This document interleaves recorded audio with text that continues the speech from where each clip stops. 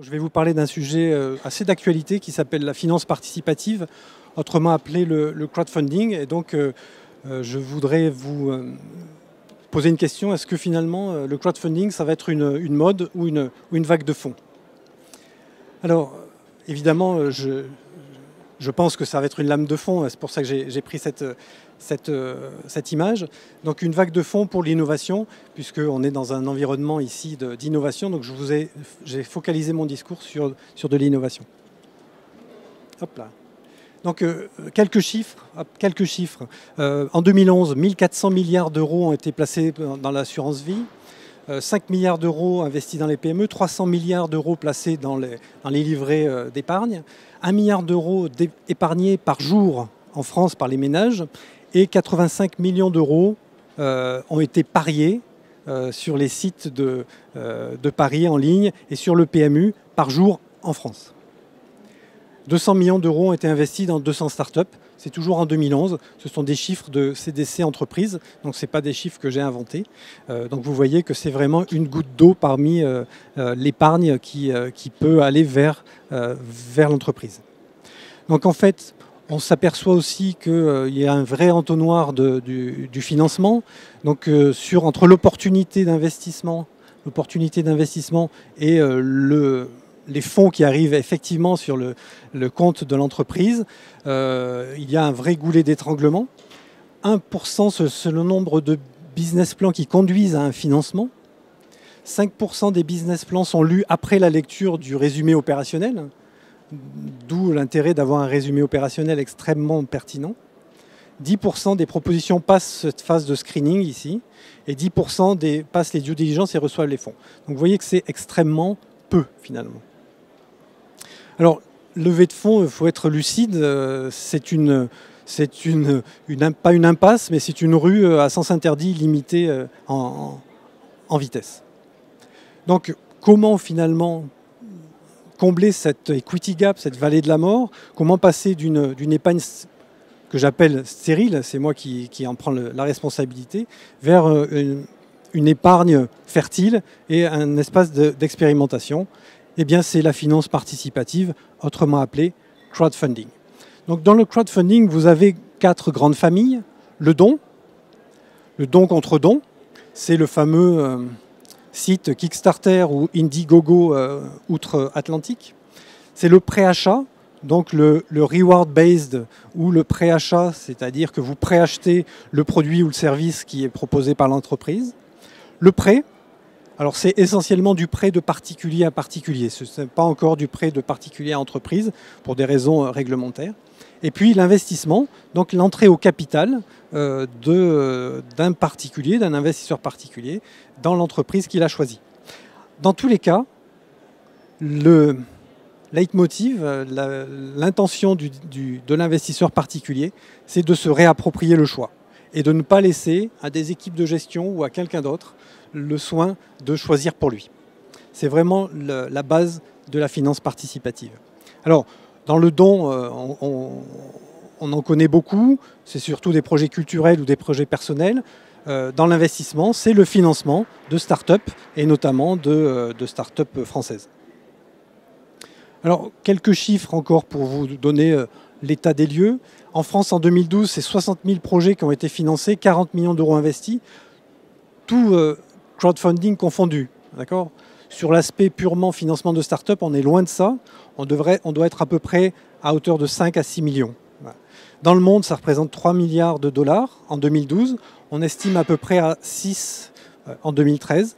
Et Forbes a écrit en début d'année 2013 que ça serait sans doute autour de 1000 milliards de dollars en 2020, à condition que la réglementation soit favorable. Et vous avez sans doute tous entendu parler de la consultation actuelle en cours qui s'est clôturée le 15 novembre de la part du ministère de l'Industrie qui devrait nous permettre d'avoir une réglementation plus favorable. En tout cas, on croise les doigts. Je vous ai mis ici des acteurs, donc des acteurs plutôt dans le don, des acteurs plutôt dans le prêt et des acteurs, les 5 grands acteurs français dans le capital risque et donc dans l'investissement de start-up. Alors, la finance participative, c'est basé sur un postulat. Le postulat, c'est que la foule chante toujours juste. Je dirais à condition qu'on lui donne une bonne partition, hein, c'est-à-dire qu'on lui, pédagogiquement, qu'on soit à côté d'elle. Et le deuxième postulat, c'est que la foule est plus experte que les experts, et ça, c'est pas moi qui le dis, c'est des grands spécialistes comme James Surowiecki, qui est un économiste américain, ou comme des fonds américains de capital risque comme Bessemer, qui disent qu'effectivement, la plupart du temps, les experts sont incapables de détecter les tendances. Pourquoi? Parce qu'ils sont peu nombreux, parce qu'ils ils s'auto-influencent entre eux et qu'ils ne sont pas capables de détecter des grandes tendances. Donc chez Bessemer Venture Partners, je vous invite à aller sur leur site. C'est un site assez magique parce qu'il y a leur portefeuille, donc toutes les boîtes dans lesquelles ils ont investi depuis 1911, et il y en a des très belles. Et puis il y a l'anti-portefeuille. L'anti-portefeuille, c'est toutes les boîtes dans lesquelles ils n'ont pas investi parce que leurs experts ou eux-mêmes ont dit non. Alors évidemment, ils n'ont pas investi dans Apple, ils n'ont pas investi dans Cisco, ils n'ont pas investi dans FedEx, ni dans eBay, ni dans toutes les grandes success stories américaines. Ils n'ont pas investi. Et ils expliquent pourquoi ils n'ont pas investi. Et chaque fois, c'est parce que leur expert a mis un veto. Oui, au passage, c'est très anglo-saxon comme attitude d'avoir un anti-portefeuille et une autocritique. Et à la fin, à bas de la page, ils disent si on avait investi dans ces sociétés, aujourd'hui, on n'aurait plus besoin de travailler. Alors, je vais exprès assez vite pour qu'on puisse vraiment discuter le plus longuement possible. Donc, aborder la foule. Alors, comment finalement une start-up ou une PME peut aborder la foule pour financer son développement? Alors, la foule, excusez-moi, la foule va percevoir votre projet. Sa perception, comme ce n'est pas un expert, elle peut être un peu biaisée. Mais en tout cas, il faut prévoir ça dans la démarche, que la perception de la foule va vraiment compter, donc travailler le discours. Ça va vous permettre aussi d'étudier votre marché. Si vous êtes une start-up, vous allez demander à la foule qu'est-ce qu'elle pense de votre projet d'investissement, qu'est-ce qu'elle pense de votre produit et de votre service. Donc, on voit chez WeSeed, il y a des entreprises qui viennent se financer. Elles n'ont pas besoin d'argent, mais elles viennent surtout récupérer l'information de la part du marché. Alors, c'est un jugement toujours franc, contrairement au... Je ne vais pas me faire forcément des copains, mais contrairement aux sociétés de capital risque qui disent jamais vraiment non, ou quand elles disent non, elles ne disent pas pourquoi, la foule, elle va vous dire pourquoi, et c'est parfois brutal. C'est parfois brutal. Bon, quand on aborde la foule, il faut sortir du bois. Voilà. C'est une des limitations du crowdfunding, c'est-à-dire qu'il va falloir mettre sur la place publique le projet d'entreprise, l'executive summary, il va falloir sortir du bois. Ce que je dis aux dirigeants qui ne veulent pas sortir du bois, qui sont un peu trop paranoïaques, s'ils ne veulent pas sortir du bois, qu'ils restent dans le bois, mais s'ils restent dans le bois, on ne les verra pas. Alors, soyez prêts. Il n'y a pas de faute d'orthographe, hein, soyez prêts, ça veut dire soyez proches. Soyez proche de la foule. Il faut que la foule, votre produit ou votre service, elle lui parle. Typiquement, dans le crowdfunding, ce qui est important, c'est que le produit ou le service ait un fort impact sociétal. Ce fort impact sociétal, il doit être perçu par la foule. Ça ne veut pas dire que le projet, un projet en B2B, ne sera pas finançable par la foule. Ce n'est pas ce que je dis. Simplement, il faut que le produit ou le service ait un impact sociétal à plus ou moins long terme. Alors, typiquement, chez WeSeed, ce qu'on n'arrive pas du tout à financer, c'est la big data, le crowd, la sécurisation de données, parce que ça, c'est vraiment trop éloigné de l'investisseur particulier. Par contre, on arrive à très bien financer des projets dans le domaine de la santé, dans le domaine de l'énergie, dans le domaine de l'industrie durable. Et ça, parce que ça parle à la foule, ça créera peut-être les emplois des enfants et des petits-enfants des investisseurs. Donc soyez prêts, ça veut dire proche, mais ça veut dire aussi être capable de soutenir le jugement de la foule. Alors, déjà, pourquoi faire? C'est-à-dire leur dire, je fais une levée de fonds, mais pourquoi faire? Donc c'est pour répondre à un problème non résolu, par exemple ici, et une attente insatisfaite, voire un besoin impérieux. Ce que je dis là-dedans, c'est on voit très nettement que la foule aime bien financer des projets antidouleurs, plus que des nice to have, vraiment des must have, là ça a vraiment du sens. C'est aussi de faire une promesse sur le marché, une promesse à la foule. Grâce à quoi? Grâce à une offre visible, compréhensible et chiffrée. Ça veut dire qu'il ne faut pas non plus venir trop tôt chercher de l'argent au niveau de l'investisseur particulier. Il faut venir chercher quand le projet ou le produit est quand même assez prêt. Sauf en biotechnologie, où là on peut avoir vraiment des projets très très en amont en recherche, et là la foule est moins regardante.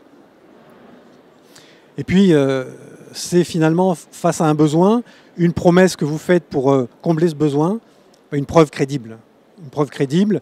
Derrière cette preuve crédible, c'est l'équipe, le produit, le service, c'est la capacité de l'équipe à transformer le projet en entreprise. Ça veut dire que quand on fait ça, finalement, on fait l'intégralité d'un business plan. Le besoin, c'est le marché. La promesse, c'est le produit ou le service. La preuve, c'est l'action commerciale et comment finalement on va vendre tout ça. Alors plus précisément, c'est quand on s'adresse à la foule, c'est avoir un produit ou un service à fort impact sociétal, je viens de vous le dire, pas uniquement B2C, avec de la création de richesses visibles, éventuellement de proximité. Ça a vraiment du sens. L'investisseur particulier, quand il investit dans une start-up, c'est WeSeed, il se dit où elle est cette boîte? Bon, elle est dans le sud de la France, ok. Elle est à Grenoble. D'accord, donc je vois bien où elle est. Est-ce qu'elle est délocalisable? Oui, non. Est-ce que le produit, est-ce qu'elle va avoir besoin de sous-traitants? Est-ce qu'elle va valoriser de la recherche publique? Est-ce que globalement, quelle richesse elle va développer? Et puis, point majeur, une équipe qui donne envie. Parce que autant un capital risqueur, il va acheter un projet d'entreprise, il va acheter un marché, il va acheter un chiffre d'affaires à horizon 5 ans.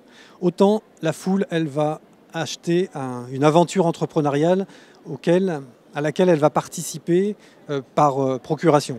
Donc elle va se recentrer sur l'équipe et une équipe qui donne envie. Et on voit très bien chez WeSeed que c'est la règle des 3 M qui compte. C'est management, management, management. Voilà. C'est clair, c'est très très évident. C'est avant tout l'équipe, après le produit ou le service, et puis après éventuellement la richesse pour l'investisseur particulier qui aura mis un peu d'argent dans l'aventure. Alors, une opération de crowdfunding sur n'importe quelle plateforme, ça nécessite une vraie implication des dirigeants. Voilà. Des dirigeants pour mobiliser leur premier et deuxième cercle. Premier cercle, love money, les amis, les grands-parents, les tantes, les oncles. Et le deuxième cercle, les amis un peu plus éloignés. Voilà. C'est ces 2 premiers cercles qui font vraiment l'attraction sur les cercles suivants.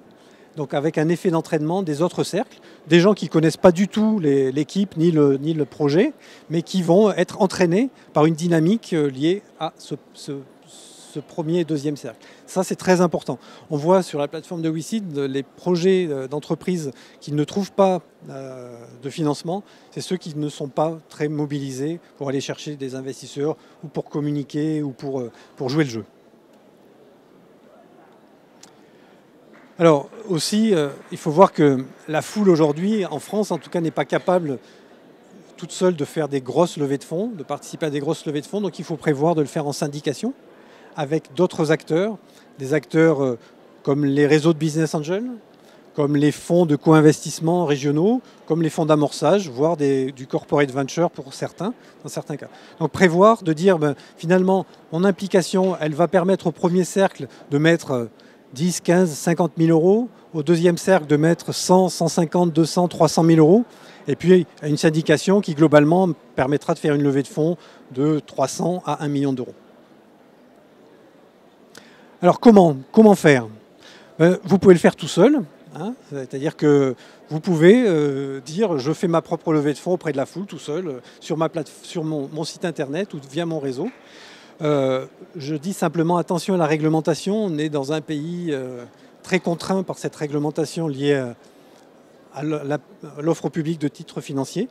Donc faites attention de ne pas vous planter parce que aussi tout seul, ça veut dire que si vous cherchez 150 000 euros et que vous levez 10 000 euros, la réputation va en prendre un coup, donc il faut faire très attention. Moi, je vous conseille de passer via les plateformes de crowdfunding qui sont faites pour ça, qui vont vous permettre un atterrissage un peu plus en douceur, si jamais ça se passe mal. Et donc, il va aussi aller mobiliser la communauté des plateformes. Donc, soit de l'investissement en direct, c'est-à-dire que les particuliers vont rentrer en direct dans votre capital. Donc, vous pouvez avoir entre 5, 10, 15, 50, 100 personnes en direct au capital de votre société. Soit via des holdings ou une holding dédiée opération par opération. C'est-à-dire qu'au lieu d'avoir, vous aurez en fait un seul actionnaire qui sera la holding qui représentera les 50, 100, 150 personnes qui auront mis qui 500 euros, qui 1000 euros, qui 5000 euros. Alors, qu'espérer d'une levée de fonds via de la finance participative? En montant, vous allez pouvoir lever entre 50 et 500 000 euros sur les plateformes en France. N'allez pas chercher moins de 50 000 euros ou alors prenez du don ou du préachat. Voilà. Mais en capital, en dessous de 50 000 euros, ce n'est pas rentable de le faire pour les plateformes, donc elles ne vous le proposeront pas. Ça va prendre combien de temps? Entre 48 heures et 3 mois. La plupart du temps, c'est autour de 3 mois. Chez WeSeed, on arrive, la plus courte a été faite dans 48 heures. On a levé 1 million d'euros en 48 heures. Aujourd'hui, on lève à peu près 200 000 euros en 15 jours, 3 semaines, à peu près. Et puis, vous allez en espérer de l'argent. C'est la finance participative. Mais vous allez aussi espérer de la participation. Parce que finalement, le petit investisseur particulier qui va mettre 1000, 2000, 3000 euros, il va agir comme un business angel. C'est-à-dire qu'il va vous mettre à disposition son réseau, il va vous ouvrir des portes commerciales, il va être l'ambassadeur de votre produit ou votre service. Donc il va participer. Alors il ne va pas être là tous les jours à votre porte, à vous demander des informations. Ça, c'est le rôle du holding, notamment d'intermédiation. Mais il va mettre son réseau à votre disposition. Et quand vous avez 150 actionnaires, ils vont mettre 150 réseaux et ça a souvent beaucoup de sens. Alors, problématique, sans doute, ils ne vont pas réinvestir. C'est un peu, le crowdfunding, c'est un peu un fusil à un coup. C'est-à-dire qu'ils vont mettre 150 000, 200 000 euros, 300 000 euros. Mais derrière, s'il faut réinvestir dans les tours suivants, la plupart du temps, ils ne le feront pas. Ils ne le feront pas pourquoi? Parce que d'abord, ils ont des capacités aujourd'hui encore un peu limitées. Mais surtout, ils vont participer lors du premier tour à créer de la valeur. Donc ils ne vont pas accepter de repayer une survalorisation liée à leur participation initiale. Donc ça n'a pas vraiment de sens de le prévoir sur des phases de réinvestissement. Alors, ça veut dire quoi? C'est de lever en tranches, c'est de préparer une levée avec un premier tour avec la foule, et puis déjà de préparer un deuxième tour pour aller chercher plus d'argent, 1 million, 2 millions, 3 millions, avec du capital risque un peu plus classique. Encore et encore, dans de la finance participative, il va falloir parler de valorisation, mais ça, contrairement au fonds de capital risque, la valorisation, ce n'est pas un problème vis-à-vis de la foule parce que la foule, elle achète davantage une aventure entrepreneuriale qu'un rendement financier. Donc la valorisation n'est pas un vrai sujet. C'est la plateforme qui va négocier la valorisation pour le compte de ses investisseurs. Il y a aussi le pacte d'actionnaires, mais le pacte d'actionnaires, finalement, il y en aura un entre la plateforme et entre le holding et la cible. Il n'y aura sans doute pas de pacte d'actionnaires entre l'investisseur et l'entreprise. Le reporting est très important, c'est-à-dire que dans la phase post-levée de fonds, il va falloir informer les investisseurs particuliers, comme tout investisseur d'ailleurs, mais les informer de façon qualitative, souvent, régulièrement, pour leur dire voilà, vous avez investi 2000 euros, voilà, j'ai créé tant d'emplois, j'ai embauché un directeur commercial, on a été obligé de s'en séparer parce que c'était une pipe. Voilà, donc en fait, c'est donner beaucoup d'informations et une fois par an, des informations plus chiffrées. C'est aussi l'exit, prévoir la fin de ce contrat, de ce mariage en CDD. Donc de dire finalement comment vous allez sortir, à quel terme, comment peut-être vous ne pourrez pas sortir. C'est préparer aussi cette phase-là dans la phase de levée de fonds. Alors je voudrais finir par le top des 5 conseils avant la levée de fonds. Donc soyez honnête et transparent, restez vous-même à l'écrit comme à l'oral. La foule est très sensible à ça. Elle va détecter les choses un peu cachées. Soyez clair et simple, oubliez la technique. La plupart du temps dans les startups, les dirigeants sont très très techniques. Et donc il faut sortir de cette technique. La foule, elle s'en fiche un peu de la technique. Elle vous fait confiance a priori. Donc vous avez intérêt à plutôt être vulgarisateur. Présenter des faits, beaucoup de chiffres sur le marché. Que va acheter la foule? Elle va acheter une belle aventure entrepreneuriale, mais sur un marché avec une vraie réponse à un besoin du marché. Connaissez bien votre interlocuteur. C'est un acte commercial que vous allez faire. Et puis surtout, restez à l'écoute de la foule qui peut vous donner des informations intéressantes, même pendant la phase de pré-investissement. En fait, si on regarde, c'est à peu près ce qu'attend un investisseur classique, qu'il soit de capital risque, que ce soit un business angel ou la foule. Une fois que la levée de fonds est faite, je vous donne aussi 3 conseils. Attention au confort 5 étoiles. Quand on reçoit 200 000 euros, 250 000 euros, surtout s'il vient de la foule, c'est assez confortable. Parce qu'on se dit, bon, l'investisseur, finalement, c'est un particulier, il a mis 500 euros. Voilà, après, tant pis, je vais le dépenser un peu à tort et à travers. Donc il faut faire attention au confort 5 étoiles d'une levée de fonds. Voilà, il faut être tenace et dynamique, mais souple. Et puis surtout, il y ait du fun, parce que la foule, elle va sentir que vous avez du fun et que grâce à son argent, vous allez faire de belles choses et créer de la richesse. Donc en fait, en conclusion, soyez lucide en tant que porteur de projet, soyez solide pour affronter la foule, et puis pourquoi pas penser WeSeed si ça vous intéresse. Voilà, merci pour votre attention.